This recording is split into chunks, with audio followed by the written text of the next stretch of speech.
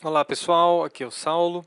Agora a gente tem a oportunidade de falar um pouquinho mais sobre a doença desta criança de 7 meses, que apresentou uma deterioração neurológica progressiva, com crises convulsivas intratáveis, que teve diagnóstico de doença de Alexander, e que apresentava clinicamente também uma macrocefalia. Então, a macrocefalia, dentro do contexto de doenças neurometabólicas, já é um achado extremamente relevante, já que ela estreita o diagnóstico diferencial, e uma das doenças que classicamente cursam com macrocefalia é a própria doença de Alexander. Então, iniciando a avaliação desta paciente na sequência sagital T1 sem gadolínio, eu destaco aqui não só aquela desproporção crânio-facial, né, com predomínio do crânio, compatível com macrocefalia, e um gradiente de comprometimento da substância branca. Observe que há uma maior hipointensidade de sinal da substância branca das porções mais anteriores do hemisfério cerebral. Comparem esta região frontal com a região parieto-occipital. Aqui, a substância branca tem uma intensidade de sinal muito próxima à normalidade, enquanto aqui há uma hipointensidade de sinal relacionada ao maior comprometimento da substância branca, que é um dos achados também muito característicos desta doença. Então, não só a macrocefalia, mas esse grau de comprometimento, esse gradiente de comprometimento da substância branca, sempre com comprometimento anterior frontal, predominando em relação ao comprometimento mais posterior. Um outro achado que é extremamente exuberante nesta criança eram estas áreas que são espontaneamente hiperintensas em T1.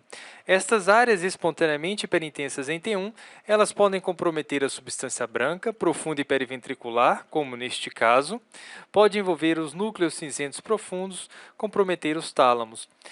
Estas áreas que são espontaneamente hiperintensas em T1 costumam ser hiperdensas no estudo tomográfico computadorizado. Então, este é um outro achado, essas áreas com hiperdensidade delineando a superfície ventricular no estudo tomográfico computadorizado, um achado também extremamente característico da doença de Alexander. Na sequência ponderada em T2, estas mesmas áreas costumam ter hipointensidade de sinal. Então, são áreas que são hiperintensas em T1 e que são escuras, hipointensas na sequência T2. Aqui no axial T2, o que se observa é um maior comprometimento dos lobos frontais. Comparem o envolvimento dos lobos frontais com as regiões posteriores. Existe o comprometimento dos núcleos cinzentos profundos e tálamos. E a doença de Alexander muitas vezes compromete também as estruturas do tronco encefálico.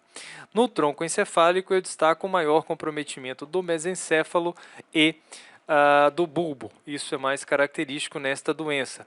Uma outra região que é frequentemente comprometida na doença de Alexander é o próprio quiasma. Então, notem aqui no axial T2 o comprometimento do quiasma óptico, que também é muito bem visto aqui na sequência sagital T1.